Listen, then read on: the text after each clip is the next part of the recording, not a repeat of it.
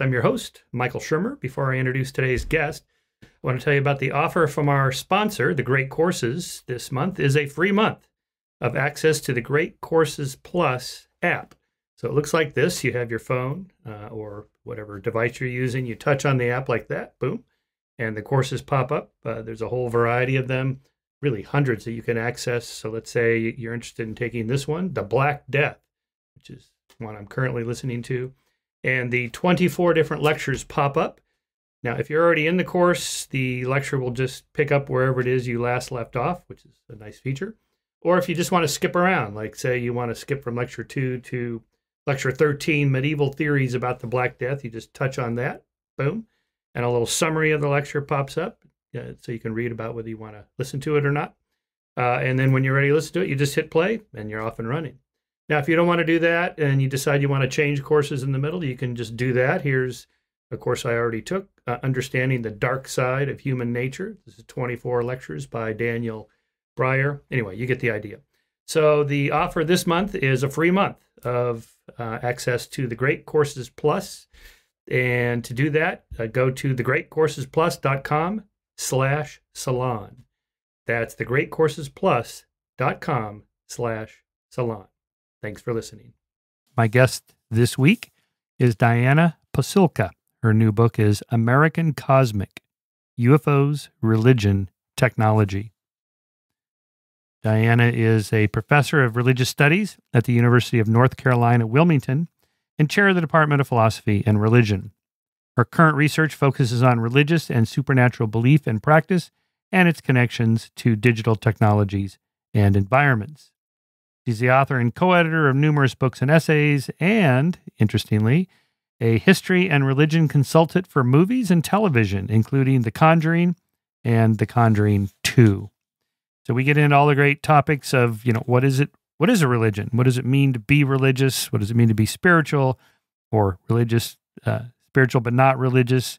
The rise of the nuns. Will we be seeing more of these kind of new age religions like ufology or versions of Western Buddhism and things like that? Because we perhaps have a need to fulfill that religion is traditionally taken care of, but is no longer necessary. And the difference between science and religion, nature of truth, how do we know what's true or not, based on evidence and personal experiences and how those are different. We get into Carl Sagan and the SETI program and how that's a different community than the one she studies, which are these experiencers, people that have actually had experiences like this that led her to write this book. So with that, I give you Diana Pasulka. Diana Pasulka, thanks for coming on the podcast. Your new book is American Cosmic: UFOs, Religion, Technology. And as I mentioned up there, I love the cover. It has that kind of Twilight Zone feel, that kind of dusk between what's clear and what's not clear, between myth and science and so on. And of course, the highway where all these weird things happen. So, but before we get into the book, you are a scholar and historian of religion, a field I know pretty well, and I love reading those kinds of books. So I particularly love that you then kind of went down this sidetrack, or maybe it's not a sidetrack, of UFOs and aliens as a kind of religion. So give us a little bit of background of your scholarship and what you normally study, and then how you got into this. Sure. The first thing I like to say is that I'm not a ufologist. I've never been interested in UFOs. I've not seen Close Encounters of the Third Kind. I've not seen ET or anything like that. And it just never occurred to me to think of UFOs or anything like that. And I've always been interested in religion. And I've also, I grew up in the area around Silicon Valley. And in fact, I went to graduate school during the dot-com boom in Silicon Valley. So I've always been interested in technology and religion. And so it's not, so I guess moving forward, how did I get into this? Well, actually, I started out studying Catholic history, and in order to publish and stay in the field, you have to pick a specialty. So I always thought that I'm somewhat of a kind of like an evolutionary biologist type, in the sense that I look at my environment and I think about how one's environment impacts pretty much everything, how we live, what we do, driving impacts what we do, how we live, how we eat. And so I thought, technology has got to impact religion. And not only that, but old technologies impact religion as well. So I did very mainstream academics. I read about Catholic history. I wrote about this doctrine of purgatory. For those of your viewers who don't know, purgatory is this Catholic dogma and doctrine wherein if your soul is not good enough to get into heaven, it has to go to this place called purgatory, where it basically purges your sins before you can, go see God or be in heaven with God. And what I found was really interesting, and it was actually pretty surprising to me and to others as well. I found that purgatory was actually a place, and there were several purgatory caves throughout Europe. The most famous being in Ireland, on an island called Loch Derg. And so that place is actually still there. And people used to go into these caves, and if they survived for 24 hours, their sins would be purged. So this was in the 9th, 10th, 11th centuries. And so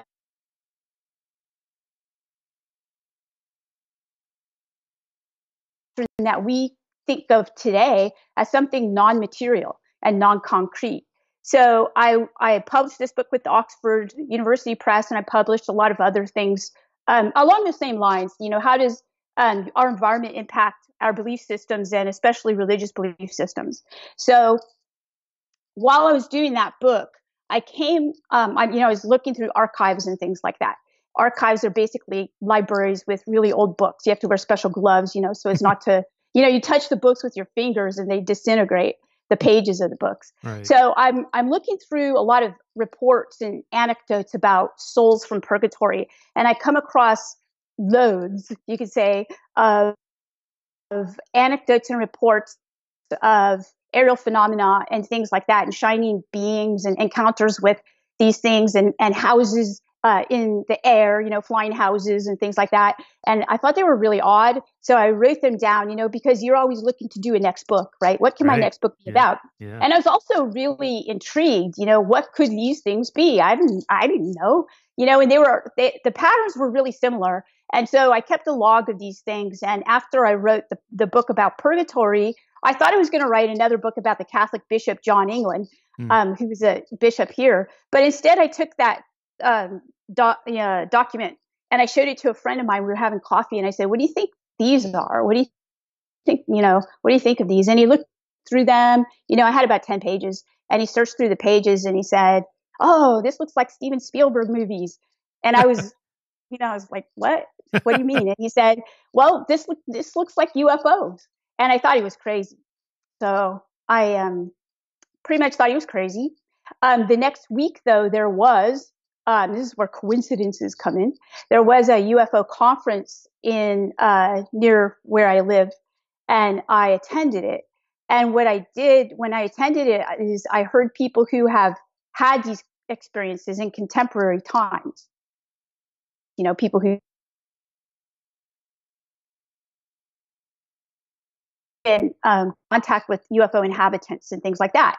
And I did see the correlation to what I had, started to document. And I thought, well, this is really odd. So I started to do a book on that. And the book that I actually wrote was nowhere near the book that I thought I was going to write. So, so that's how it started. That's how a person who studies mainstream Catholic history gets into UFOs. And it was it was the weirdest research trip I've ever been on. It started in 2012, and I'm still studying it. It's what I consider to be a new form of religion. I call it a religiosity because it looks so different than the religions of the traditional religions of the past. As a point of clarification on purgatory, this is not a biblical concept, right? This was invented in the Middle Ages or early Middle Ages. Well, that's depends on who you talk to. Okay. So it is not. I mean, some people would say that there are Catholic theologians would say that there are indications of purgatory in early Christian literature, but no, it's something that was actually made dogma in the medieval time period. So, the purgatory, even the word was not a word that was used by early Christians. Yeah. And didn't a recent pope make a statement like, we no longer believe in purgatory? Yeah, that was in 2007. And Right. he didn't say we didn't believe in purgatory. He said, so there, you have to understand that Catholics have a few different places to go when you die. Buddhists do too. Yeah. And so one of those places was this really horrific place called limbo. And limbo is a Latin term for limbus, which means the rim, really, the rim of something. And it was either the rim of heaven or the rim of hell. That was never established. But, good pagans and babies would go there when they died, unbaptized babies. And it was, a pretty terrible place to think that your baby would go, right? So they, quote unquote, abolished limbo in in 2007. Yeah. I actually start my book with that quote by the Pope, but he said hell still exists. Right. Just in case you were thinking you might get away with something. Yeah, that's too funny. Yeah. Well, I mean, from a scientist's perspective, it's like it all sounds made up. Right. And, so. Yeah. I know that. Yeah. Yeah. I know a lot of Catholic science. But yeah, well, of course, right. And maybe they're right, but to me, it's sort of a logic tight compartments. They just keep them separate. Like Gould's non-overlapping magisteria, right. They just see them as different realms. Okay, but ultimately, we, from a scientist's perspective, we want to know what's actually true, not just what's metaphorically true or mythically true, or this is my faith tradition. I get all that, but at some point, we want to know, but is it really true, right? So, oh yeah. I can tell you what's really true about purgatory and limbo. Okay. You've been there? No, not yet.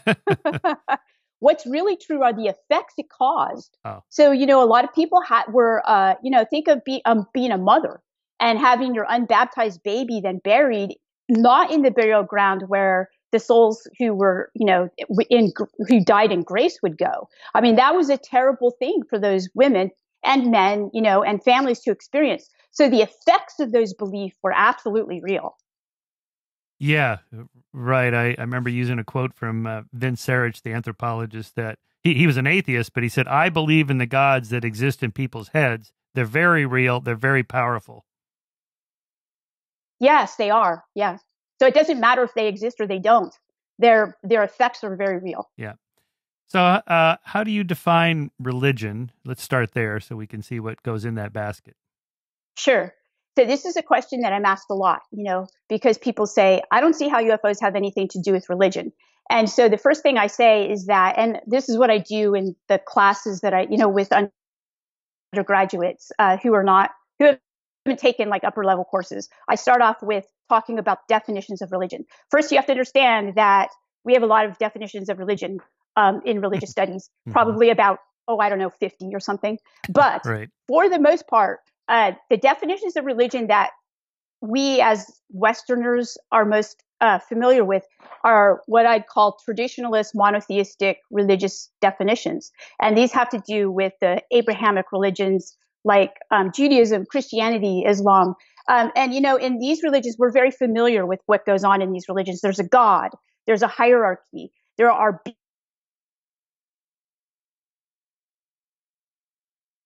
angels. And then there are things that humans have to do in order to appease their God or make their God happy. And this is the common definition of religion is, this is what we think of as religion. However, when we go around the world and we look at the global idea of religion, we begin to see that there are some religions that actually they don't actually have a God. So, some denominations of Buddhism, their idea of the Buddha, Buddha is a title, which means awake. He's not a God. There's no God there. So we have a very Western idea of religion. So if we open up our idea of religion, we can begin to see that religion then becomes something that people attribute to sometimes what I call contact events, contact with non-human intelligent things, beings.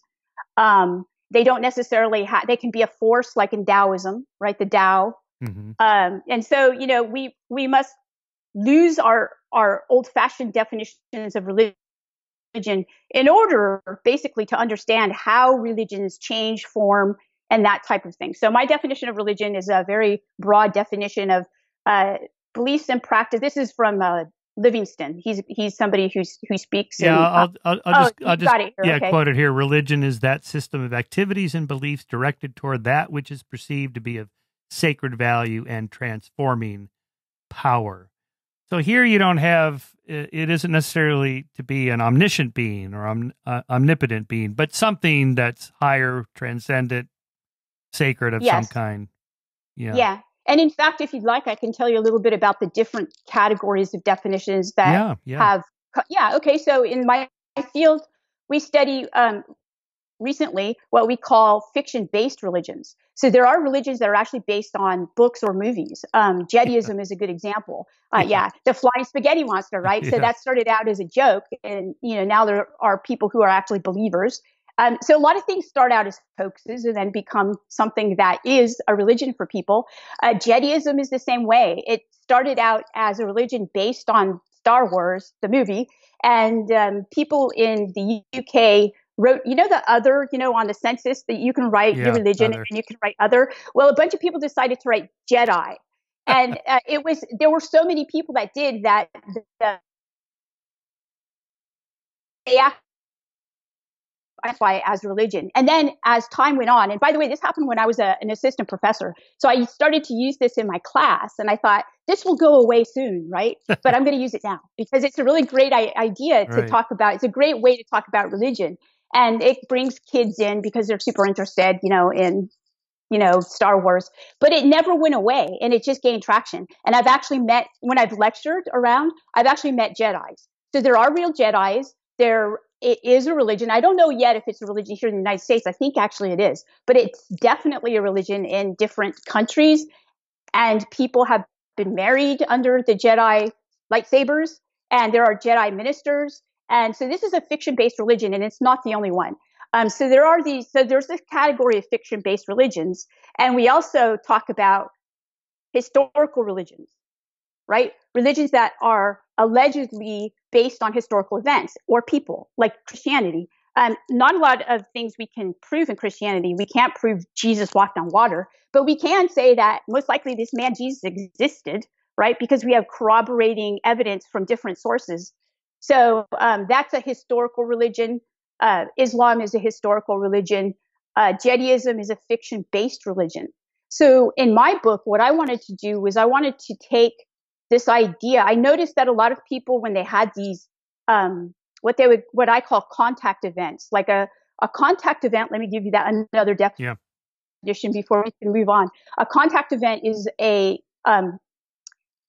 good example is when Moses sees the burning bush, right? And God appears in this bush. It's actually a bush that's not being consumed, but it's burning. So, there's some question about what's going on here. So this thing reveals itself to Moses as a god. This is a god, right? And so this is called a contact event, where a person comes into contact with what they perceive to be non-human intelligence, and it transforms their life. And so when I started to talk to people who had these experiences of seeing UFOs, being in contact, perhaps not all of them, but some of them with beings, this was transformative for them. A lot of times they were already religious and it transformed their own religious belief system, and they perceived it as spiritual. So I thought this would be a really interesting way to talk about religion, like this new form of religion.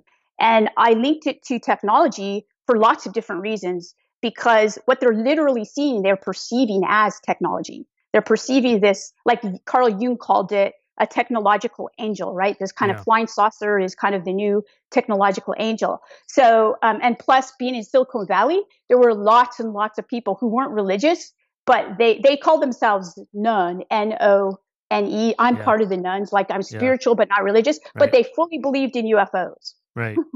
Yeah. So, well, to me, they're all fiction religions. The historical ones just have a bigger time gap. I realize not everybody believes that, obviously, but where would you put something like Scientology? To me, that's the classic fiction. Personally? Fiction religion. Yeah. Okay. So I do talk about Scientology in my classes, and I actually use it as a test case for the class. Yeah. And I do this exercise and debate, and I give them the information, kind of the historical information about Scientology, how it was started by a science fiction author. And, there was the big expose in the New York Times about his letters to his wife and, being tax exempt and things like that. However, we have people called Scientologists who believe that this is religion. And we have some people in my field who call it a religion and some people in my field who don't call it a religion. So what I do is I explain definitions to students in the first 2 or 3 weeks, and then I give them this debate, and I say, this half of the class has to debate that it is a religion, and this half of the class has to debate that it is not. And then I take 2 or 3 of them out, and I say, and you guys are the ones that have to decide who wins. So I kind of put them on the spot. Interesting. So what do I think? And then I tell them what I think. And I don't want to get more haters than I already have, but I don't think that Scientology, in my opinion, fits the definition of religion. That's my own opinion. Isn't the phrase new religious movement used instead of cult? Yes. So Scientology would be called a new religious movement. But I also like to complicate the definition of religion, because I think that there's a Latin phrase called bona fides, right? Like good faith. And, in a lot of religions, you have people who actually would die for their religion. And, if you're, they have to believe something very strongly in order to die for it. And I don't think that a lot of people in certain religions, like say Judaism, right? Right. So they don't have what. And my students and colleagues would disagree with me, and that's fine. But I don't. My personal opinion, and my opinion has some weight because this is my training. I wouldn't in court call it a religion, no. Yeah. If we were to advise in court. But this element sometimes we are. This element of history and time seems to matter. I mean, L. Ron Hubbard is a 20th century character. We know his background. We know where he got the idea. I've talked to Harlan Ellison, who was at the meeting of the science fiction writers when they were all joking about, well, we should start a religion. They were complaining about the amount of money they were being paid, penny a word, hard to make a living as a science fiction writer. So they're cranking out this pulp fiction just to make a living. Somebody should start a religion, haha. And they kind of, that kind of ricocheted around the room. And the next thing they know, a year later, Dianetics is published by L. Ron Hubbard. And it's like, oh, okay, he actually did this. Now, but see, if you go back a century or a little bit more, about a century, you get, the rise of Mormonism. And, Joseph Smith and this whole story, his hierophany, as you call it, his contact moment is where the angel comes down and he dictates the golden plates from Egyptian hieroglyphics to English and, all that. And that's new enough that most people, including most Christians, they go, nah, I'm not buying it. I just don't think this happened. This is in the category of fiction religion. But what's the difference between that and just take it back 2,000 years and the whole story of Jesus and the virgin birth and all that stuff? As you said, I agree with you that I think we can make the historical case that someone named Yeshua, Jesus, really existed. And he was probably crucified. The Romans crucified everybody. I mean, it was big fun for them. So that probably happened. But the moment you make the transition to, well, he was resurrected or he walked on water or something like that, the level of evidence we need to accept that is much higher than the level of evidence we need to accept that he existed. And, but you have that 2,000 years of gap that allows people to kind of say, well, it happened a long time ago, so I just accept it or not.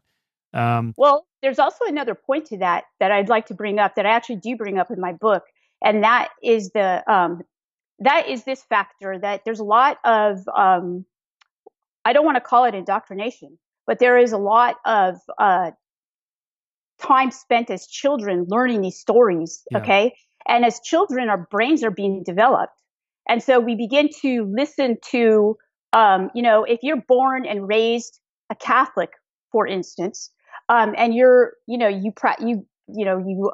attend the church services and Sunday school, you actually don't reflect upon something that you're given wholesale when you're a child.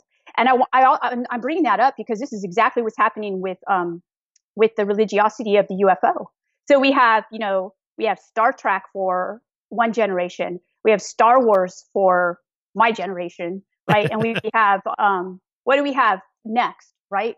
Well, we have a lot of stuff, and I point it all out in the book that if we think, that's why I use media. So I begin the book with narratives about these scientists who are believers in UFOs, and they're very successful people. Yeah. And then in the middle of the book, I begin to talk about why do they believe this? Like, what could possibly are UFOs and not angels? Let's put it that way. Yeah. Well, because our media has changed and is focused entirely on something different. And we grow up now with Yoda. We talk, Yoda, we quote Yoda more than we quote Jesus, or even probably more than we quote Shakespeare, right? Yeah. And so at least my students and my own kids do. So, and it's moral, it's the imperial, it's these, Right. this little group against the imperial army. Good and evil. Yeah, good and evil. And so what I'm saying is that if we think that these stories don't have impact and don't affect the way that we believe, then we're entirely wrong. Yeah. Because they really do. And so that's why, and I agree with you entirely. So 2,000 years of this story, I have students come to my class. I've had students tell me that I've made this up. I say, well, we have 2 creation stories in this part of the Bible, and they don't believe me. They're like, Right. no, So I have to say, bring your own Bible. They think Right. I have a fake Bible that I'm using in class. I'm like, it's not a fake Bible. I'd be fired, right? So, but you see, they're not going to question their math teacher, right? Or they're not going to question their chemistry teacher when he talks about gravity. Well, we don't really know what gravity is either, right? So, but we should know at least what's in our Bible if we believe it. I don't know if you've ever seen Julia Sweeney's monologue, Letting Go of God. Julia was the Saturday Night Live comedian in the late 80s, early 90s. And she was raised Catholic in the Washington State area, and she loved it. She speaks very warmly about her experiences as a Catholic. Anyway, she's now living in L.A. She's an actress, successful actress, and the Mormon boys come by her house. This is how the monologue starts, right? And they got their starch white shirts and their bicycles, and we're here to tell you a story. And she invites them in, and they start in on the story. She thinks it's going to be like a pitch meeting for, have your people call my people, kind of thing, if I like your story. And so that's a setup for a later line. Anyway, they go into the whole story about, Joseph Smith and the gold plates and the angel Moroni and Jesus came to America and all this stuff. And she's like, okay, don't start with this story. Okay. Even the Scientologists know to start with a personality test before you get into the galactic warrior Xenu. Right. But then she kind of transitions and says, but if somebody told me Catholic dogma for the first time, I never heard it. I think that's insane. Right. That sounds crazy. Yeah. What do you, yes. Virgin birth and resurrected and walked on water and water into wine. What? Mm-hmm, mm-hmm. Yeah. I don't start my class by taking away that idea. I start it by using the Bible as a way to show them what's going on, and, there are a lot of really terrible things happening that God does in the Bible. Yeah. There's a lot of sacrifice and, that at least gets their minds open. But I start with Judaism, and that's how I don't mean to give all my secrets away here, but, that kind of gets the students interested. And then they're open enough to listen to me because, I talked about Star Wars. But if I talk to a Jediism follower and I said, yes. you don't really believe that there are Jedi warriors somewhere, literally, physically, right? This is sort of a metaphorical truth. I presume they go, yes, of course, there's no real Jedis. I know that was in a movie. But if you talk to a Christian, you say, do you really think Jesus was resurrected? They'll say, yeah, I do. That's what I wouldn't be a Christian if I didn't believe that. Well, you'd be surprised, actually. The Jedis who I was very interested in and wanted to know if they did have this literal interpretation of what they do. Actually, George Lucas, I think, threatened them with a lawsuit when they began in 2001, 2002, because, he doesn't want his story to become a religion. He said, that's exactly the opposite of what I wanted to have happen. So a lot of the denominations made a change. And what they did was they just used a disqualifier. And they said, our religion has nothing to do with Star Wars, even though they're still using the words and everything like that. But they said, we're a combination of we're eclectic. We're a combination of all the traditional religions, the Asian religions. We talk about the force of Taoism and things like that. So they're still literalizing, and they are the Jedis. You see, so I would say that maybe some of them are metaphorical about it. Just like Christians, you find some that believe that the virgin birth is a metaphor, but they're still Christians. And I know priests like that, by the way. And then you have, some Jedis who literally believe that they are Jedis. So sorry. Interesting. Okay. But yeah, I've never may have thought there was progress there, but nope. Yeah. Interesting. Yeah. I've never. Well, it sort of reminds me a little bit in my debates with Jordan Peterson, who talks about the importance of the resurrection as a metaphor, as a myth, as a Jungian archetype that we all need to bear our cross and bear our burdens and forgiveness and, all that stuff. And that I get, I understand, I agree with that. But, the literal resurrection was, a human being really dead, and was he really brought back to life? To me, that's a separate question. And the reason what I'm getting at here is back into your book. People that believe that they've made contact with aliens, that there are extraterrestrials. This is not a completely crazy idea like someone brought back from the dead. We know based on, current astronomy that, pretty much every star in the galaxy has a dozen planets or so. And we know if you crunch through the Drake equations like the SETI guys do, you get a fairly good probability that there's somebody else out there besides us, some intelligent communicating being. So it's not completely crazy that they've come here. I mean, it's unlikely. Right. It's unlikely because of the space and the distances and so on. But when somebody says that, it's like, okay, well, now we're at least in the page of science. Like, this is possible. Yeah, I agree. And see, that's why I think it's a very powerful belief system now. On the one hand, if you take those two categories I outlined earlier, you have fictional religion on the one hand, you have quote unquote alleged historical religion on the other, right? And they shall not meet. But they do meet. They do meet here in this new form of religiosity, because there is the possibility that this could actually happen. Either it's going to happen, it has happened, or it's happening now, right? And I thought the X-Files memes were really, really brilliant. The truth is out there, but it doesn't actually commit you to believing in the truth now, right? They just say it's out there, So what was their other really famous meme? The truth is out there. I believe, right? I want to believe, not I believe. Yeah. So it's not saying that you actually believe, it's saying you want to believe. Yeah. And so that allows you to be still rational about this belief system. Yeah.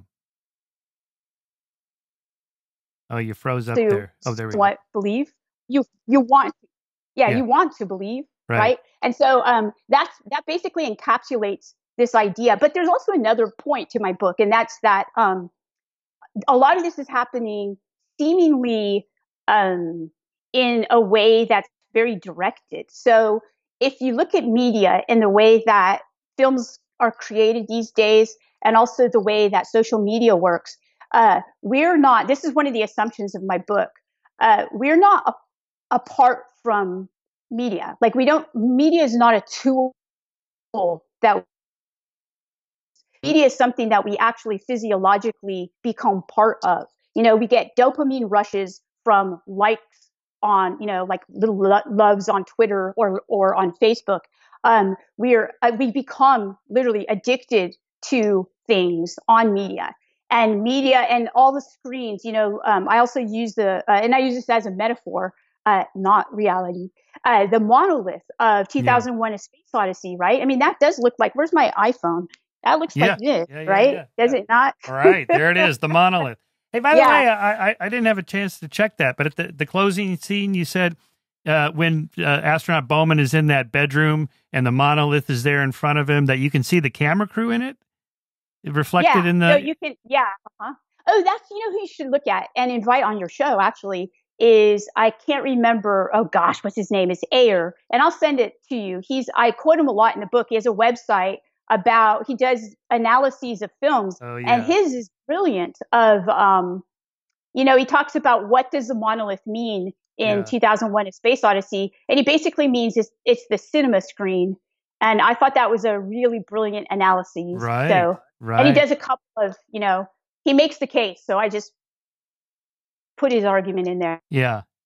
Well, and as you know, the ancient alien theorists, their response to your history of early Christendom and the Middle Ages describing these angelic beings or beams of light or whatever, those are extraterrestrials. They just didn't know what to call them because they didn't have the language that we have that understands how the cosmos works and so forth.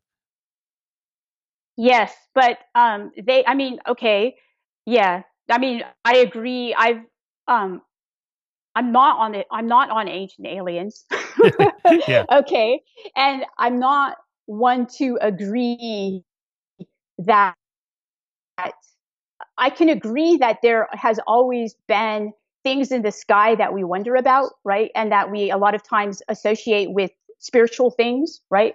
But I can't agree that what we see back in the day, why, like Jeff Kripal says, and I think you know who he is. Yeah. He's at Rice University, and he works a lot on paranormal.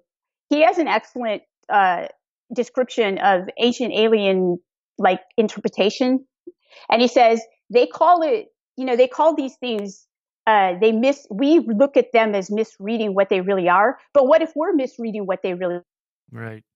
are, and they're actually gods and goddesses? Turn over the whole interpretation, that whole structure. Right. Yeah. And I'm most likely will never be asked to be on Ancient Aliens. So, well, me neither. Because I think that you guys, that are art historians and archaeologists and historians of religion, have a proper understanding of what they meant when they painted that little hat up in the sky. It's not a UFO; it's the guy's hat or whatever, But in any case, but before we get into the details of your book, I just want to ask kind of a general question about the possible human need to believe in some kind of higher power here. I call this sky gods for skeptics, deities for atheists. And here I quote the historian George Basala in his 2006 book, Civilized Life in the Universe.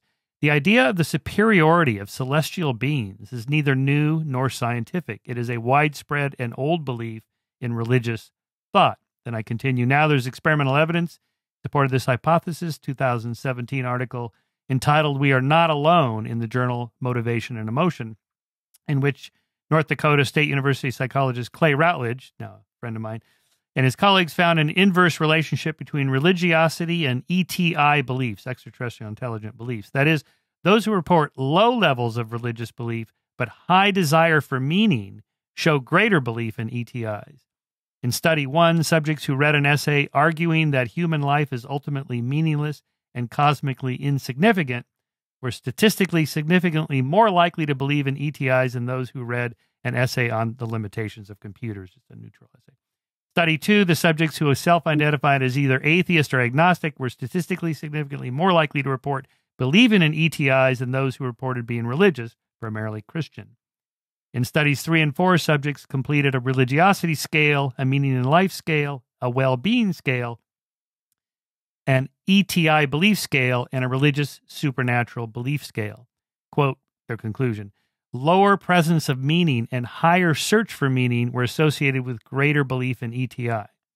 In other words, they're basically arguing we have this sort of built-in cognitive need to connect to something. That's fascinating. So if you're now an atheist, if you're me, living in a material world, the idea of aliens is kind of spiritual or awesome in the awe sense of something bigger than me. Well, I hope you send me that study to link to it, because it actually fits in perfectly with my study of Silicon Valley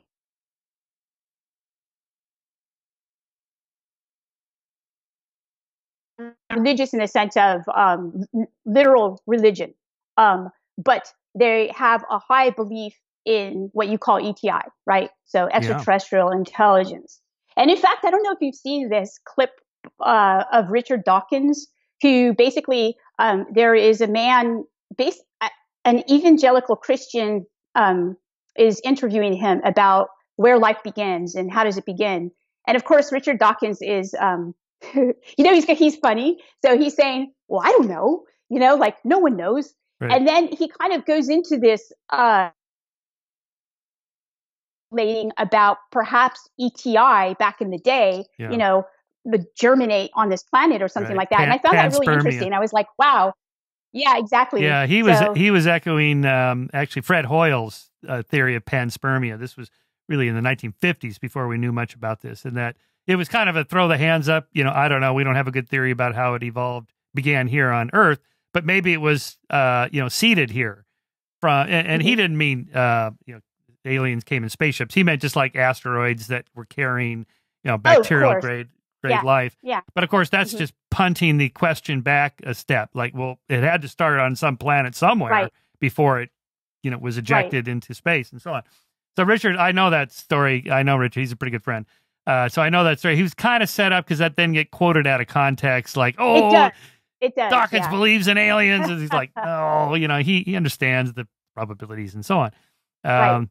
But so anyway, just dive into the details of your book. So you go on this adventure. I love this because you're not just you're not just in the library reading scholarly papers. You're actually out there on the road.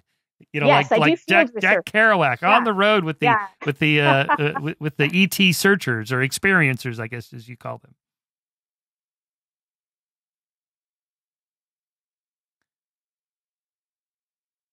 Do you do field research? So I do it for everything I do. So, it's either in an archive or it's out talking to believers.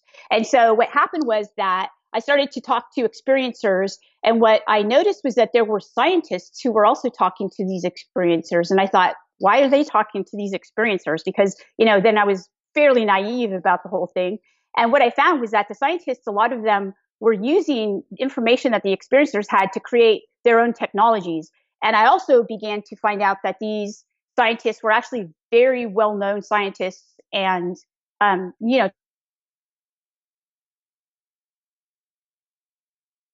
so I took them pretty seriously in terms of, wow, this is something I did not know. So, we tend to assume that people, well, let's put it this way. The old idea of people who see UFOs is like, right, like that. But these were people who were actually tenured professors at top 5 universities, some of them working for the space program. And so what I did was I began with, as a historian does, with doing a history of the space program. And I looked at the history of the viable space programs, I didn't do the Chinese space program. I did the Russian and the American space programs. And what I found out was that the originators of their rocket aeronautic technologies were very strangely religious. And they had their own forms of religion. In the Russian space program, one of their founders was Konstantin Tsiolkovsky, and he believed that these angelic entities, like an ETI, were actually giving him the equations for the rockets, and that he was working it out and then creating the foundations for that program.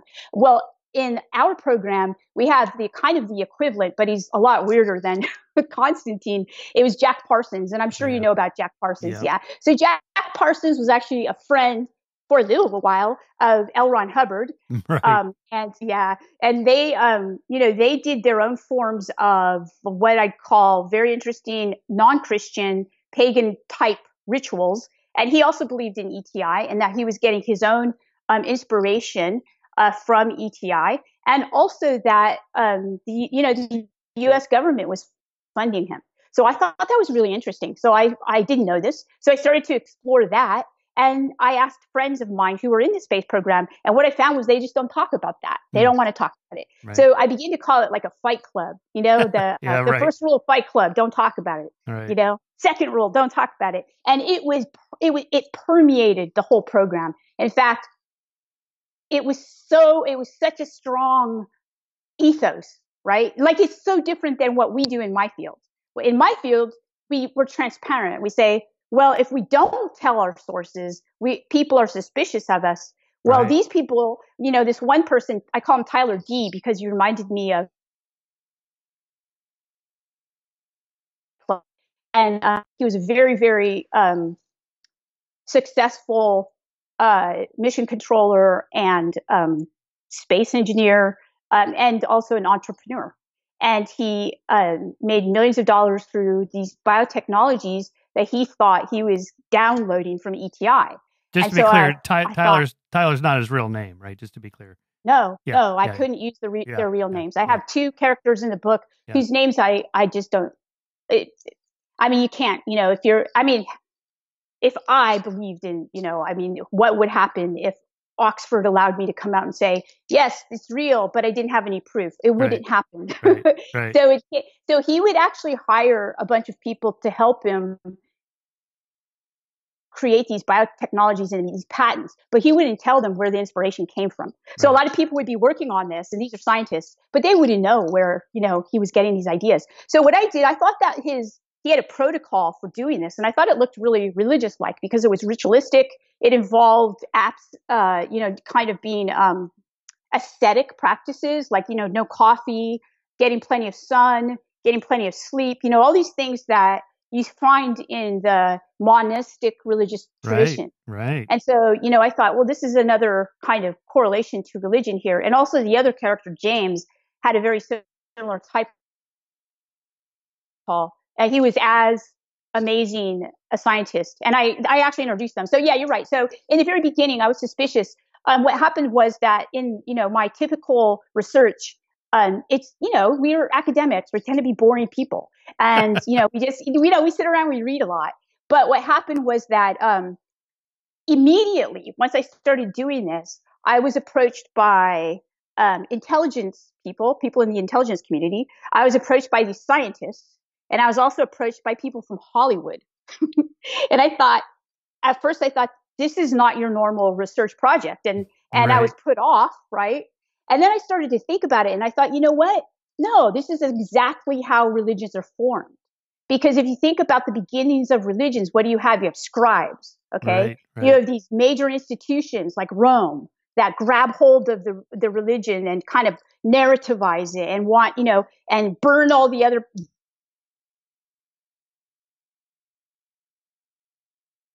right, to win, right? So you've got the storytellers, the big Hollywood people who tell the story. You've got the people who want to control the story, and then you also have people who are actually interested, like the scientists. And so I thought, well, this is, just like Carl Jung said, this is the beginning of a legend, and we need to really pay attention to this. And that's when the book took off on its own. Yeah. And so Tyler asked me out to go to, he thought I didn't believe. And he said, I'd like to show you some evidence so that you will actually believe. And I said, I'm open to that. And I thought it meant, I wasn't quite sure what it meant, but what it meant was that I was going to go out to an alleged crash site in New Mexico, not Roswell. Right. Not Roswell. Or 7, according to him. Yeah, according to him. And I wouldn't do it because it was just me. I said, I'll do it if I can take a friend. And he said, no, I have to get special permission. You can't take a friend. And so I said no, right? Because it's just too weird for me. I mean, that just gets too odd. But actually, he allowed me to take James, the scientist. And James is an academic like me, and I trust him. And so we were supposed to go out there and use special metal detectors to look for, crashed parts, right? And that's how my book opens. That's where I'm going. We have to get blindfolded too. Yeah. No, I love that. You're driving down the highway with the blindfolds and all that. So you're in New Mexico somewhere. You can't tell us where. It's not Roswell, but it's presumably in the middle of nowhere, because most of New Mexico is just desert.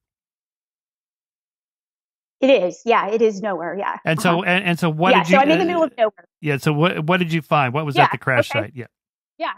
All right. So I'm here with these guys, and they know I'm not a believer, and they're believers.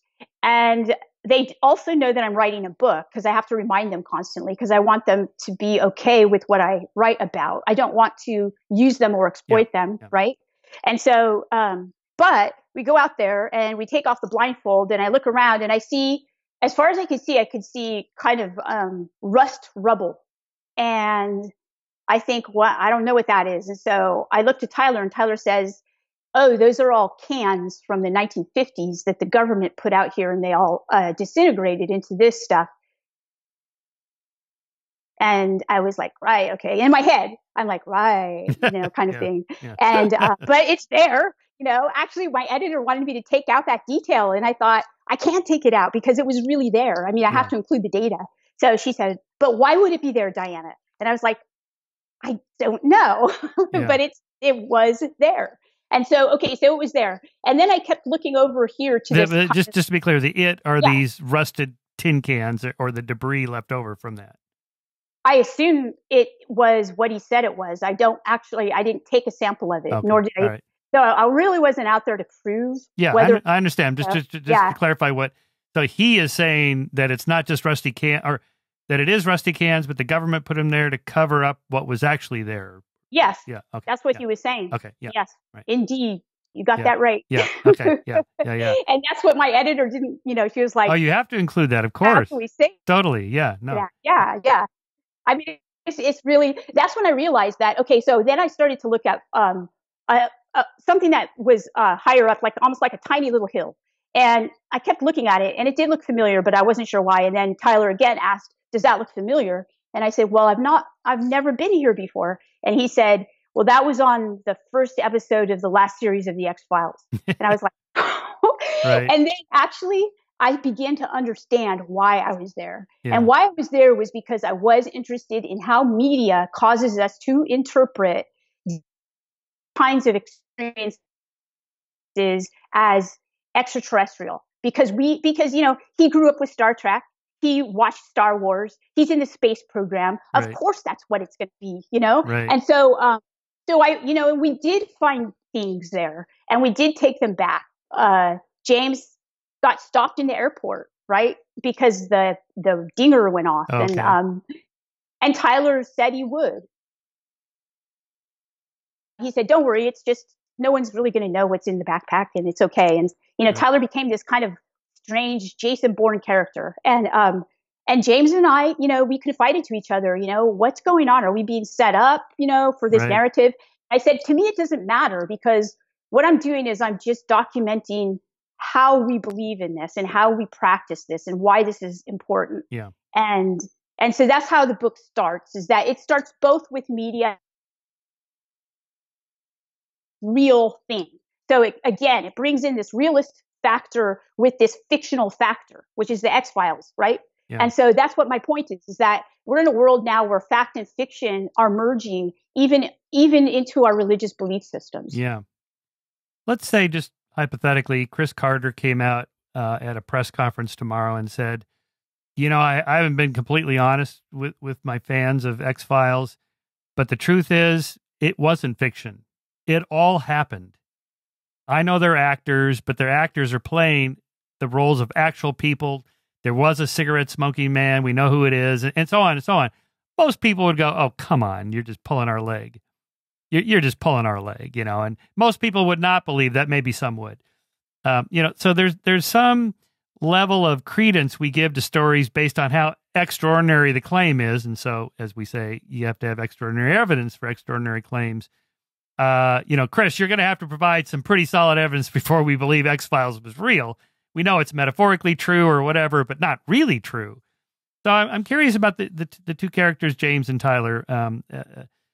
Obviously smart, successful scientists. Okay. Why are they not skeptical, like, say, someone like Carl Sagan, who would have loved to find evidence for extraterrestrial visitation, but just could not be convinced? Right. Okay. Contact, by the way, there are a few movies about this topic that I like. Arrival is one. Yeah. Contact is another one that he, wrote the screenplay. Did he direct it? I'm not sure. No. But he was really involved in that. Okay. Yeah. And that's a really good one, because it has to do with time. And I think that has something to do with this idea. So why would these people, you're asking why they would believe in that and they wouldn't be like Carl Sagan? Yeah. Okay. I think that, let's put it this way. How many Carl Sagans are there today? There aren't very many, right? When people come to my class and they believe certain things happened with respect to Jesus, and they're Christians, and I tell them those things didn't happen, but this actually happened. Like, say, the Jews didn't kill Jesus, the Romans killed Jesus, and a lot of them won't believe me. Okay, even right. though I'm not joking. So even though there's evidence, right? So we have a desire to fill in the blanks. And I think that now you also have to understand that both of these people, these men, they are believers because they believe that they have evidence. So James looked at the parts and can't understand how they were created, and he would know better than you or I. Okay. So that's what leaves it mysterious, really, and fascinating to me, because they create, like, when I studied Catholicism and Catholic history, I never came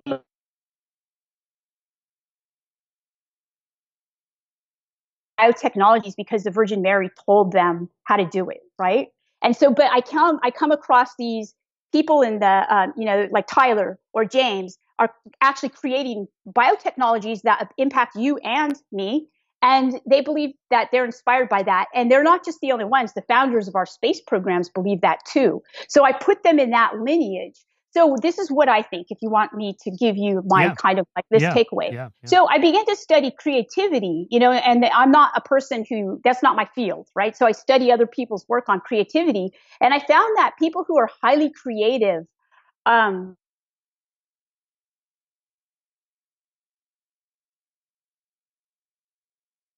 agency. And so that there's an external agent at work when they're being incredibly creative. Now, these are very creative people. Yeah. Okay. So like John Nash, did you know John Nash believed in aliens? No, He's the I beautiful did not. mind, right? Yeah, so yeah, he did. He absolutely believed in aliens. And he believed in aliens because he said, when he was asked, because he said, they come into, you know, their language comes to me in the same way that mathematical formulas come to me. Right. So he feels like it's an external agent. I did read that. Yes, right. So in other words, your point is that these people have had personal experiences in which they attribute that to an external agent. And that could be how extraordinary creativity works. Yeah. Maybe. I don't know. Okay. Yeah. So what I'm saying not literally getting the creative idea from above, but believing that. Yes, for some reason, because that's how creativity works. Yeah. Yes. Maybe.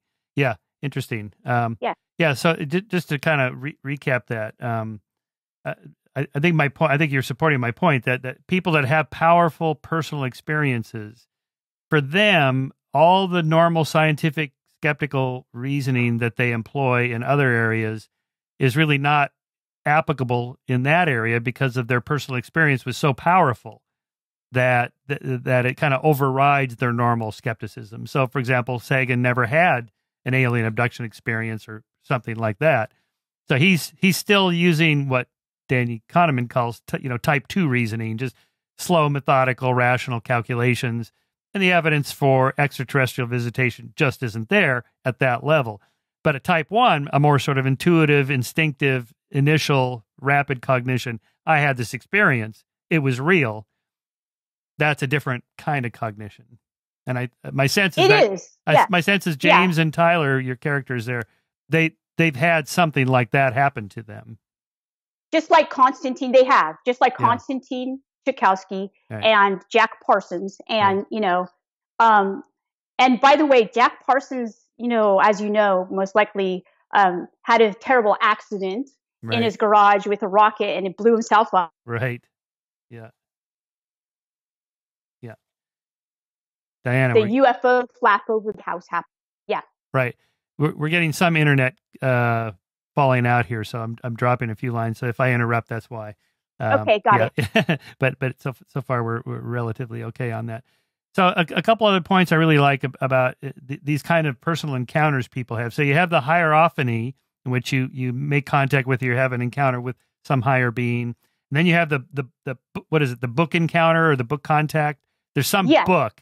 And for many atheists, it's Carl Sagan's Cosmos, or not just atheists. That was Tyler's, actually, his book. Yes. But it was the other Sagan book that he wrote with the Russian scientist on the possibility of extraterrestrial intelligence, And so there's something about that I find very intriguing. And so, right, one of your, was it Tyler, read Sagan's book, and that kind of opened his eyes to that. Yes, he did.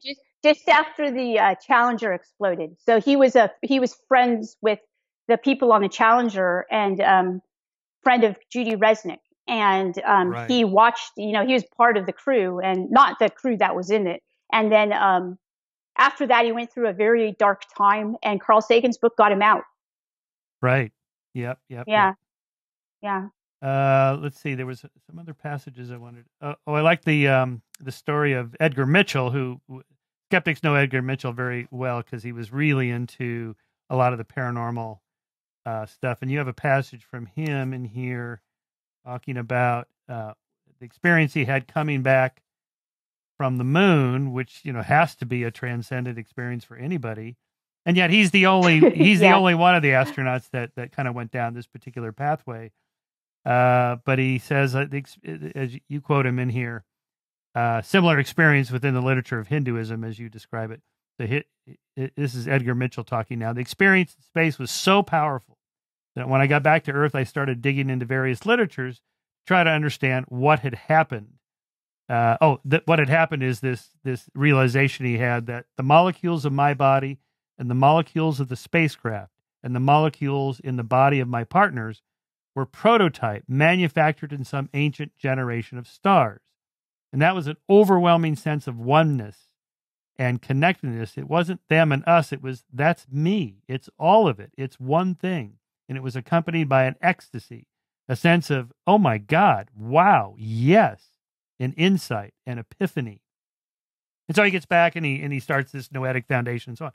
Now, this is sort of like Carl Sagan's, we're all made of stardust, Yes. Which he got from previous astronomers. But it is definitely a transcendent, awe-inspiring idea that you and I and our laptop and microphones and stuff are all made of stuff that was cooked in the interior of stars, billions of years ago and so on. Most people know that story now.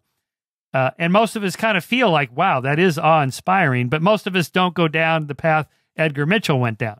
So why is he different? Why did he go down this path of paranormal, supernatural, all the aliens, the whole thing?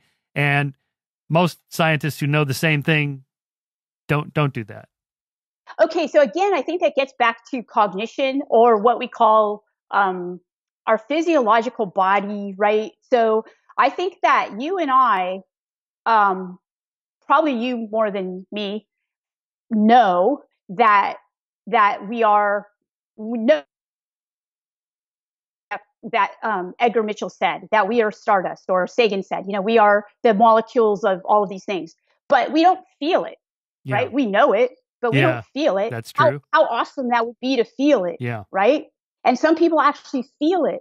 Like, that's my point. So when you get to the parts of the book where I actually it's almost contagious, the feeling that I got from Tyler and James and their belief, and they were convinced that this was the thing that was going to help them understand ETI and that type of thing. And when I get around people who are experiences and had these, they don't know these things, they feel these things. It's actually something that I can't explain, but I believe them. Okay. Just like that experience you had. Remember the experience you talked about the radio? Oh, yes. Mm-hmm. And your, okay. So, you felt it to be uncanny, right? Yeah. It was an uncanny feeling. Well, I've had some experiences like that. I think that's probably why I've studied religion, was because I've had experiences where I felt something and it didn't feel like me, right? It felt like something different from me, and it was palpable. And I wondered, how is it that I feel that way without going down the road of it's this or it's that? Yeah. And I think that I bring that up with Nietzsche, the philosopher Nietzsche, who talks about coincidences. And he's incredibly poetic when he does. And in fact, I had a synchronicity with Nietzsche, right, on New Year's Eve. Yeah. He talks about New Year's Eve. And I hated Nietzsche before that. And I picked it up on, I read this beautiful aphorism where he basically says, remember that day when everything worked out the way it was supposed to work out. And he invokes the feelings. So, he's had the feeling. And then he makes fun of belief. And he says, don't be foolish and don't go down the road of the God that knows every hair on your head, obviously referring to the Christian God. Yeah. He said, that's just good old chance having fun with you. And I thought, wow, he's just joking with me, and it was an incredible, powerful experience. Okay. So I want to know about that. And so I met so many people within this new religiosity, more so than any other religion I've studied, that it has kept me studying it. So that's one of the things, like Edgar Mitchell. And I have the scene in my book where all these academics are there to talk to Edgar Mitchell, and we set it up where we can ask him one question, right? And all these academics are asking really what I think to be, excuse me, friends, some inane questions, right? Like, when will we find peace on earth? Or, when will humans come to the point of this or that? And I ask him how many ETs do you believe in? Why are they here? That kind of thing. Excuse me. I know I have some water, but I can't find it. Oh, if you want to pause for a second and do that, we can do that. If you want to get a glass of water. I think I have. Please go ahead. Okay. Yeah. Thank you. We'll get some water. Yes. Yeah. Oh, I found some.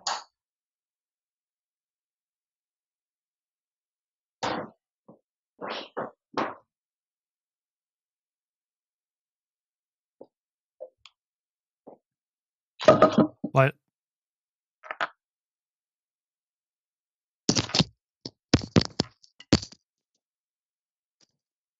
While your voice is recovering there, I'll recount for listeners not familiar with this radio story. I've written about this in Scientific American and elsewhere, and recounted the story. So on the wedding day of my wife's from Cologne, Germany, and she didn't have any friends or family, and we kind of on the spur of the moment decided to get married, and we went down to the Beverly Hills courthouse, and my sister logged into the app for the Universal Life Church where you could become a minister on the spot, and she married us, and then we went back to my house in Altadena, and I had my friends and family there, and she was feeling kind of lonely, like I don't have any friends or family here, and so she wanted a moment alone. So we went to the back bedroom, and we heard this music playing, beautiful classical music. And I'm thinking, wow, is it my iPhone in here, the laptop? Is it the neighbors? I don't have a radio in the house, so and it's like no. And then we realized, we opened this drawer, and she had shipped a bunch of her belongings to me over the months before, including this little transistor radio, 1977 Philips radio, that her grandfather and her used to listen to music together on. And she was raised by a single mom, so her grandfather was sort of a surrogate father for her, and then he died, and so she always kept this radio as sort of a keepsake. And here it's on. Now, the radio was dead. I mean, I tried to fix it, and new batteries, and this, and the percussion system where you slap it on the table. Nothing worked anyway. So the music plays, perfectly tuned into a station, playing beautiful classical music, and plays all day and night, and the next morning it's dead again. Now, after I wrote about this, and people, it was probably the capacitor, and there was a little bit of energy, and okay, I understand. There's probably a natural explanation, but as Deepak Chopra points out, he's a good friend of mine, he's really into the synchronicity. It's connected to love because of the synchronicity of love and the grandfather. So, okay, maybe. I don't know if I buy that, but the idea is, now, what do you do with that? Now, for me, Mr. Skeptic, I'm not going to do anything with it other than appreciate the synchronicity of the emotional content of the story, and that's okay. We don't have to explain everything through materialist things. There's a lot we don't know about, quantum physics. I'll grant some to the quantum consciousness people. Okay, we don't know a lot about. We don't even know what consciousness is. I just had someone on the podcast talking about this. We don't have an explanation for consciousness, and of all the work we've done, okay, and so on and so forth. So to me, it's okay to just say, you know what, mysteries in the world exist; they happen, and it's okay to just enjoy the experience. You don't have to create a whole different worldview that may or may not be real, but admit that we don't know. Some epistemological humility, I think, is good in that extent. So I'm sympathetic to people that have these kinds of experiences because I've met a lot of them, and they can be life-changing. And so I worry about them taking the Edgar Mitchell path, like, whoa, that's really going out there. But still, I understand, why you might do that. And so, I was going to read the epigram for your book, two epigrams. First from Friedrich Nietzsche, almost 2,000 years, and no new God. Ha, ha, ha. And then you have David Bowie. The internet is an alien life form. Obviously, you're saying that's the new God. Yeah. Yes, it is. Thanks for getting that, by the way. Yeah. I don't think a lot of people made that connection. I was like, okay. Well, I mean, I'm not a big fan of Nietzsche either. I mean, and as you mentioned, he wasn't the most, say, woke person when it comes to women and and the masses and so on. Right. But certainly some of his prose was powerful. Do you want to say something about your personal experience you've had that you mentioned earlier? Yeah. Okay. So I had this experience when I was first. I had my husband and I were married about a year and a half, and we were, practicing Catholics, and so the priest had asked my husband to fix the door and the lock on the Catholic church. So we went to the Catholic church, and I had never been there before. It wasn't a church that I had gone to. And so my daughter was about 1.5 years old, so I had to follow her around wherever she walked. And so as my husband was fixing the door, we were walking, and she walked directly into this little room. And it was an empty little room. And as soon as I walked into the room, I felt something very, very palpable. Like I said, it was a tangible feeling. And I walked out of the room and I didn't feel it anymore. So I took my daughter and I picked her up and I walked into the room again and I felt it again. And I thought, well, that's really strange. That's, I didn't know what it was. So I walked out and I asked my husband, who had gone to that church, I said, what generally happens in that room? And he said, oh, that's where they do adoration, which for those of you who don't know, adoration is they put the body of Christ, which is the little wafer, right, the Eucharist, into this thing called a monstrance. And they believe that the presence of Christ is actually in that Eucharist. And I thought that was odd. And I thought, whoa, that's very strange. And so I've had experiences like that. And not just about things religious, but also in the beautiful garden of UCLA. It's a statue garden. I don't know if you've been to that. It's absolutely beautiful. And we were there, a friend of mine, this is in graduate school, and I was there with my friend Angela. And we were walking through the garden and we were there and somebody was walking with us and he was talking and talking. But I felt something very powerful, like a presence, just like in that room. Mm-hmm. And it was a beautiful night and it was, kind of steamy in LA and the trees were beautiful. And we went to the hotel and Angela came out. She was German and she came out with a book by Rilke, by Rainer Rilke, Right. And she gave me the poem about angels, right? Oh, the elegies. Right. Every angel is terrible. And I looked at it and I looked at her like we hadn't talked about feeling anything. And she said, I felt it too. And she gave it to me almost as an explanation of what it was. And so I took the book and I went to my hotel room and I ate it up, right? I read it. and I was like, wow, that's really, so I have had those experiences, but I can't explain them. I don't know what they are. Yeah. But they do feel like external things. They did. I mean, I didn't create that feeling. Angela, aptly named, by the way, was, right. I mean, she in Los Angeles. Yes, I know. The city of angels. It's just too weird. Yeah. So those things do happen and they're very powerful. They happen sometimes to people all the time. I call it synchronicity fatigue. Like some people just have it happen so many times, like a friend of mine, Sister Rose. It happens to her so much that she says, Diana, you don't understand. This is the real world. The world you live in is not the real world. Right. Maybe she has some clue. But in terms of synchronicities, just let me say one thing.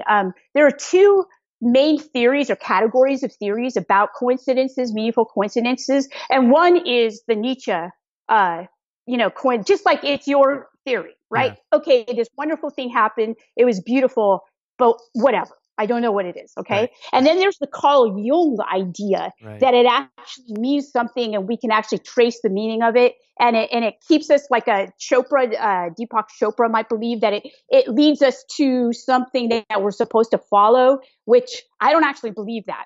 I've had coincidences that were horrible, and I would not want to follow down that road. Right. So, I still don't know, but I'm trying to find another way, like a third way between those two categories. Yeah. Well, there's your next book. Yeah, it is actually. Really? See, I called it. Okay. The Third Way or something. Yeah.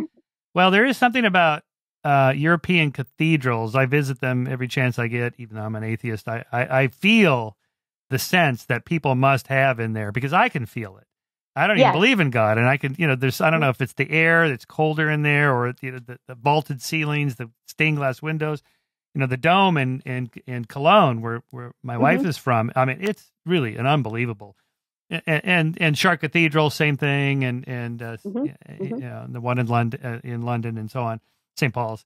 But on the other hand, I also feel something like that when I go to astronomical observatories, the old ones, the big domes, Mount Wilson at the top of the San Gabriel Mountains here in LA, the big one down by San Diego, Mount Palomar, the first one in San Jose, the Lick Observatory. This was like 1890 to 1900. Finally, astronomers got the idea, like, we should move away from cities and go to the top of a mountain. Well, there's an idea. Above the atmosphere, there's an idea. But it took, somebody with enough money to do this, and usually it's rich people that fund these things. But when you go into these huge domes, it sort of feels like being in the dome in Cologne or the Chartres Cathedral. It has that kind of sense of something bigger than me, you know? Yes. So is that what agree. spiritualism is, or religion in the kind of the nebulous sense? It's like a sense of awe and wonder before something grander than me. I think, I think so. I mean, I really do. I think that because I actually have the same experience that you do, going to observatories. And I spent some time in Castle Gandolfo with Brother Guy Consolmagno. Oh, right. You know, yeah. And I've also one of the most important memories for me as a child actually was going to our planetarium. Our local community college had a planetarium, and our class went there. And I have to say, something was born in me that day that we looked up and we saw the stars. And then I lived in California, so we'd go to Lake Tahoe. And you'd be able to see, and now my children have never seen that, and they don't even believe that it's possible that you can see the sky like powdered sugar. I mean, it's like once you've seen that, you can never forget it. It's so majestic and beautiful and awe-inspiring. So yes, I think that in many ways that's what a spirituality is. It's a sense that this creativity gets to it. There's a reason why these people say, I didn't generate that idea. It came to me, right. Because they really honestly were hooked into something that could possibly be bigger than themselves, but we just don't know what it is yet. Right. I'm not saying that. Yeah. I think it was you that you knew Carrie Mullis also. Or yes. He's wonderful. Yes. So, I had many conversations with him, and again, here's a creative genius. A guy won the Nobel Prize. Okay. So obviously he's a smart guy. And he believed all sorts of things. Okay. But, so I do wonder about the creativity thing. Maybe it's having a mind open enough to see things that the rest of us don't see. And that gets you the Nobel Prize, but it also sucks in a bunch of other stuff that, maybe is not quite on the same level of evidence. Right. Well, he's fascinating. He's definitely one of the smartest people and funniest, by the way, that I've ever met. His wife is as funny and as smart and as wonderful. Yeah. And he actually told the story of his quote UFO event, which he doesn't quite know what it is, but it conforms to what people would call a UFO event, the electric raccoon event. Right. Yeah, yeah. And he actually told us there's a real story behind the story, by the way, and it involved other scientists. I forget. I don't think I've heard that, or maybe I forgot that. What is it? Oh yeah, so this is along the same. This is this time period where he's like, he discovers the polymerase chain reaction. Okay. Yeah. And, he's driving to his cabin in Marin County or Mendocino. I'm sorry, not Marin County, Mendocino. And he gets to his cabin and it's dark, and he's walking to his cabin, and he sees to his right, he sees what he believes to be an electric raccoon. It looks like a raccoon, but it's like electric, on fire or something. And it talks to him and it says, "Good evening, Dr. Monolith." And then he can't remember anything until the next day. And then the next day he wakes up and he's fully clothed and walking. And then he decides that he's afraid of this thing, whatever it is. So he takes his shotgun and he goes to that part of his woods and he shoots it all up, right? That's a Carrie Mullis thing to do, by the way. Right. And so, so that's his, but that's the story he tells in his book. Right. I think it's Writing the Mind Waves or something like that, or Writing the Waves. He was a surfer, but he also did a lot of drugs too, I think. Right. Yes. So that confounds our evaluation of his evidence that he reports. Yeah. I guess so. Well, but it's an interesting point because another friend of mine, Graham Hancock, who I disagree with on a lot of things, he's not an ancient alien, but he believes that there was an ancient advanced civilization that built the pyramids. And that's so right. forth. I know about his work. Yeah. Super interesting guy, great writer, nice guy. Does a lot of, used to do a lot of drugs, particularly ayahuasca, for example. Oh, right. He'd love for me to do ayahuasca. I kind of want to do it. My wife is not crazy about me going down to Costa Rica for a week doing ayahuasca, which I understand because we have a 4-year-old. But what if I did, and I had some kind of powerful experience in which I determined that there is a reality beyond the material world? I saw it. I was there. I felt it. Extreme love, the beautiful colors, the sounds, all that. and I came back and I wrote an article in Skeptic saying I was wrong about all the materials. Why should anybody believe me? Because it was still an internal truth just to me. And if you say, well, what's the evidence? Well, here, take the ayahuasca and you'll see it too. Yes, I think that's a great question.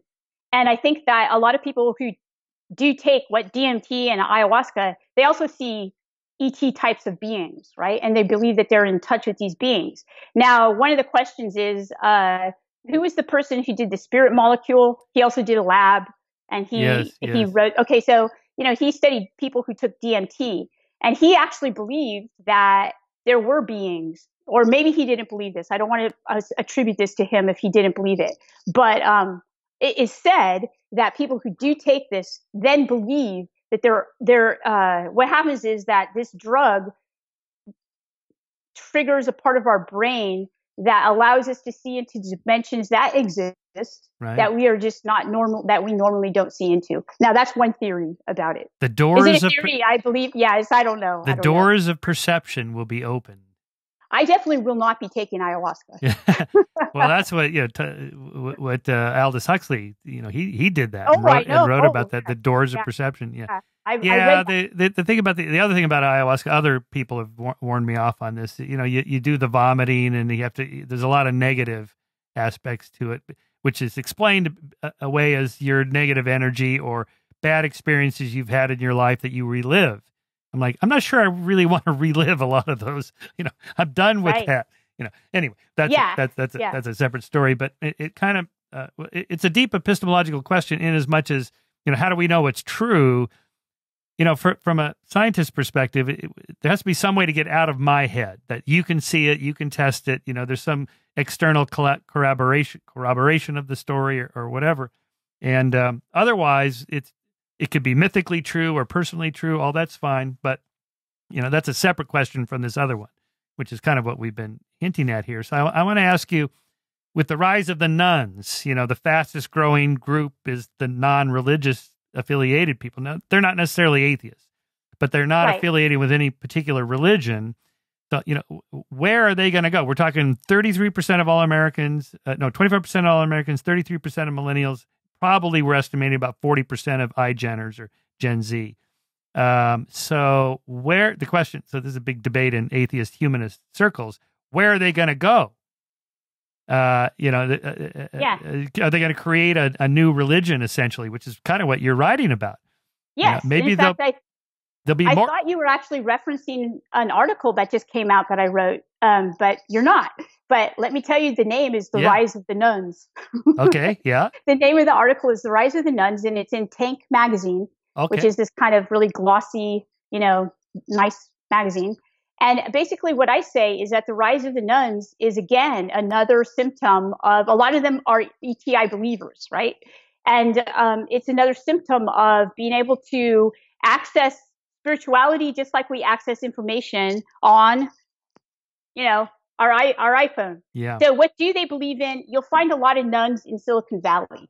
And you'll also find a lot of believers in non-human intelligence, ETI, in Silicon Valley. Right. So, it's like California probably birthed this religiosity, and it just like Hollywood, and then it's like spreading like a virus all over. And I believe that that's what's happening right now. And it's really interesting because it's really diffused. It's non-hierarchical. Right. It's a new type of religiosity. It's, you don't go to a pope. You don't go, you access it yourself. You call, a lot of people will tell me that these are people who believe and are experiencers. They say, go outside and look up and you'll see yourself. Right. Well, I do go outside and I do look up and I see the constellations and they're really beautiful, but I haven't yet seen what they see. Right. It'd be cool if I did. Well, or maybe not cool. I don't know. I don't know which one. But yeah, so the rise of the nuns, I think, is another example. And if you want to know exactly what I think about it, you can check out that article. Yeah, okay, I'm going to do that. That's great. We'll post that on the webpage when we post this. Back in the 90s, late 90s, there was a big debate among secular humanists on this question. Okay, if we succeed in getting rid of religion and we replace it with humanism, what is that exactly? So, part of the shift was, well, we got to have meeting places. We got to have wedding ceremonies, funerals, babysitting, free parking, the whole, basically all the stuff that religions offer. But part of it kind of implies that humans have a need for religion, which may be true on some general sense, but also a social need. We have, we're social beings. We need to be with other people. And so now maybe, that's 20 years ago. So now maybe these kinds of new age religions will replace it, not just in terms of ideology or beliefs, but actual practices, places you go to hang out with like-minded people. It's happening. Yeah. It's definitely happening. So you see that in religious studies in my field, where a lot of religions now happen online. So, there are online chat rooms for Jedis to meet, and there are a lot of, no, there are. And also with different, you can get darshan, and different kinds of Hindu types of things online. There are online places to do this. There was a really cool website, and I forgot exactly what it was. It was run by Jesuit priests in Ireland. And you could go there and light a candle for a soul in purgatory and things like that, and it would be there and it would be lit the next week when you go back, and, so there was also a site for purgatory that you could have all your friends prayed for that have passed on this site, and their names would be, and you do the prayers on the site through media. And I also think that, in terms of human beings have a need to be together, of course, right? We're not isolated. We're kind of tribal, in a sense, in the meaning of like we are community beings. We are, we don't live apart. Yeah, we all live with someone, unless I guess we don't, but most of us do. Well, unless you're the Unabomber, and there aren't many of them, thankfully. Right, exactly. Yeah. Yeah. So a few years ago, Leonard Mlodinow and I, the science writer and Caltech physicist, went to, at his invitation, went to see Deepak Chopra and Eckhart Tolle. Do you know Eckhart Tolle? Of course. Yeah, of course. Yes. Of course you do. Yeah. And so they were together at the on stage at the Shrine Auditorium in LA. It's 3,000 seats. It's like $150, $200 a ticket or whatever. Sold out, standing room only. It's like, holy crap, this is unbelievable. And they didn't have any script. They just were kind of walking around on the stage in their jeans and t-shirt and just talking about the power of now and meditation. And, it was like, wow, I'm back in like a mega church. It's sort of what what it felt like. Yeah. Yeah. I agree. And yet there was nothing traditionally religious other than maybe kind of a Western Buddhist kind of a vibe, but that's about it. Right. But that is kind of there's something religious about that. It's very religious. I think that, it's nothing new. First, for a Californian, right? A lot of it, I went to Catholic schools. They had them then, and they were run by sisters. And they practiced Buddhist meditation, so I learned about Buddhism from Catholic sisters. And so, to me, it's a very, we have a lot of people who don't find meaning within their own traditional, what Catholic priest is going to, if you go to a church now in Catholicism, is going to talk to you about the power of now. Right, none. Right. So, people are wanting to have some practical, actually, the power of now is something that actually works. Yeah, right? Yeah. So if you pay attention to your surroundings, you're going to be a luckier person than if you don't. You're going to notice the car coming and almost hitting you, right? And so, that has some practical benefits. I think that, remember, I always look for the takeaway in terms of evolution, why we still have this around. Why is religion around, right? Well, why is religion changing now? And I think it's changing now because we don't pay attention, right? So that kind of, because we're all ADHD because of our media, right? We're constantly looking at stuff. Right. So of course we're going to need somebody telling us that we should pay attention and we should be here now, just like Ram Dass said, Richard Alpert said. And by the way, if Eckhart Tolle listens to this, I want to give him an example to help people understand how to be here now. So this was actually given to me by my art teacher when I was an undergraduate. He took a piece of paper and he took the whole class of us. We were all really, friends. And he smashed up the piece of paper and he put it on the table and he said, draw that. And we were like, how do you draw that? Well, you have to actually look at the thing and pay attention to it. And that actually taught me how to be present. And I did it very well, right? And it helped me in math. I mean, it helped me in everything because then I could actually say, oh, what does this actually say? Instead of having all these programs telling me this is a piece of crumpled up paper. how does it look? And people usually draw people that way. They actually don't draw what they see in front of their faces, right? Right. They draw what they imagine you to look like. Right. So that's a good exercise for his fans. Okay. Well, I'll send this link to Deepak and have him send it to Eckhart Tolle, because I don't know Eckhart. But I have been to the Salon Institute in Big Sur. Have you been there? Yes. Phenomenal place. Did you? I mean, I kind of felt like it, beautiful. again, back to the going into the cathedrals or whatever. It kind of feels like a spiritual place, whatever that means. Oh, yes, I know. It's incredible. Well, it's right on the ocean, and it's in it's one of the most beautiful places in the world, right? I think I've been around. Yeah. I think it's incredibly beautiful. And, I know Mike Murphy, that was his land before it became Esalen. Right. And they tend to do a lot of typically California spiritual things there. My parents used to go to Esalen to go conference. Yeah. So I know a lot about it. In fact, I was invited to a conference there. And the first thing I thought of was, no, because my parents did it. As kids, you don't want to do what your parents did, Right. And so then I thought, wait a minute, this is Esalen. I'm going. And I'm glad I did. I've been back a few times, and it's great. I've organized some conferences there too. Yeah, I've noticed that New Agers tend to pick the best spots for the Earth's energy centers, and so like Sedona, Arizona, places in Hawaii, Machu Picchu, Big Sur. There's something about the landscape that definitely makes you feel different. Yeah, therefore the environment, right? Yeah, that's how we started talking about how the environment impacts our spiritual beliefs and things like that, and spirituality, religious studies, and. Yes, I've been in New Mexico quite a few times, and I've ridden my bike across it a couple of times, and it is also kind of an awe-inspiring place to be, particularly up in the mountains, like in Taos. Wow, I mean, it kind of just changes. So I can see why people have experiences there. Yes, there are. It's like ground zero for UFO experiences, beliefs, things like that. Right. The Roswell, they have the Roswell Festival there. Yes, totally. Yeah, no, I loved all that descriptions. Well, Diana, we've been going about an hour and a half, so I want to kind of wrap things up here and just give us a general sense of, where you think this is all going, which we kind of touched on that just there, and maybe what that leads to in your next book. Right.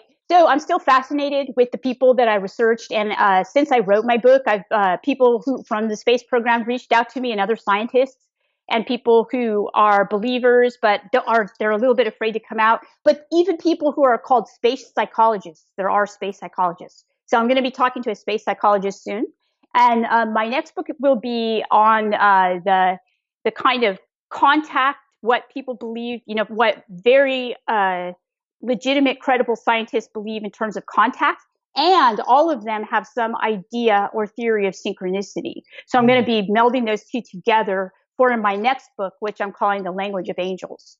The Language of Angels. Well, that's kind of that Jungian. What was Jung's quote about the technological angels? Yeah. So the flying saucer is the technological angel. Yeah. Yeah. But again, did he mean that mythically as a story, or there's something more than that? Well, that's a good question. And also that's a debate about Carl Jung, whether or not he believed it was real or not, because he did leave a letter that said, these things apparently look to be real, or they're on radar. You can see them. Yeah. And, but I mean, I don't think he was, I think that a theory of Carl Jung's idea of archetypes, I don't understand it, to tell you the truth. And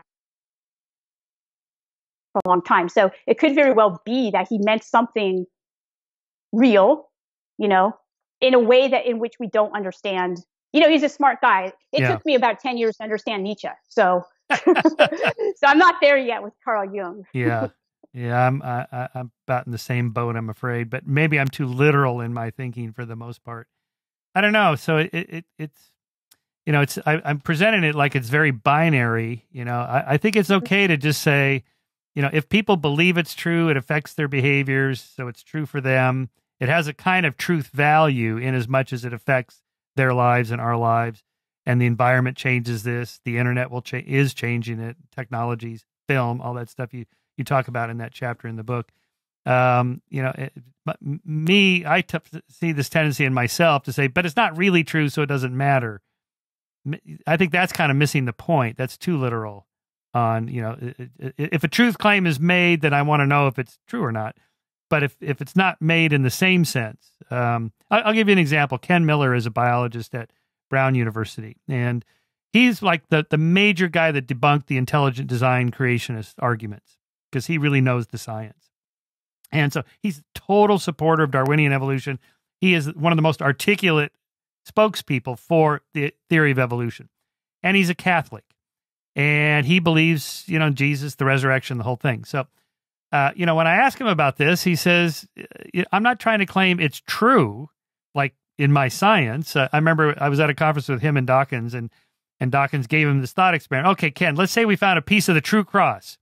And on the piece of the true cross of wood was a little chunk of flesh. And it was Jesus, and we extracted his DNA.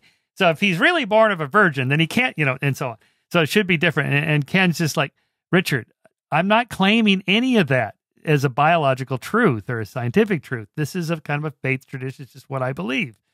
And to me, the moment you say that, it's like, okay, well, that sort of ends the conversation because we're talking at two different, completely different levels. Right. Well, that's an interesting point. So I like to, when people present me with this kind of dichotomous view, right, I like to tell them an anecdote I heard from a professor of Buddhism. And he said that he had gone to, around Tibet, okay, and that he had talked to people there, and they had a story that circulated amongst them. And it was about this man who had an elderly mother, and the man wanted to go to a local city and, have kind of like a good time. He wanted to go have a good time and be away from taking care of his mother for a little while. And his mother said, sure. But when you come back, can you bring...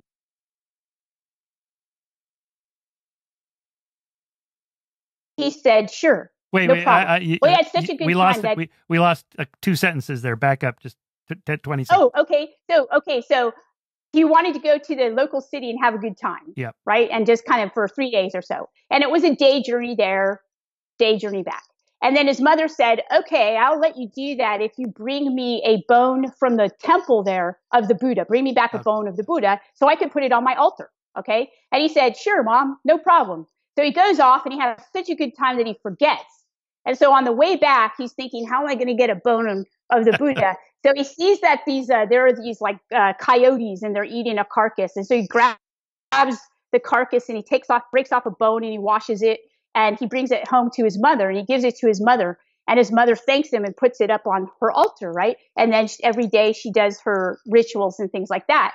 And so that's the story that they tell to this professor. And the professor thinks, what is this supposed to mean? And what it means is it doesn't really matter. That's not the point. That's not the point. Yeah. It's not the literal bone of the Buddha. Right. Yeah. No, we get these articles all the time sent in for publication consideration in Skeptic, and that deal with like, maybe Jesus didn't really die when he was on the cross. Maybe somebody, the people that gave him the wash thing, it had this kind of chemical that put him in a coma for 3 days, sort of a Dan Brown. Then he went to France and married and whatever. Right. Or kind of like apologetics type thing. Yes. Or an explanation for the flood. Well, it was a meteorite, it was a volcano, or the explanation for how Jonah could live inside of a great fish, or what.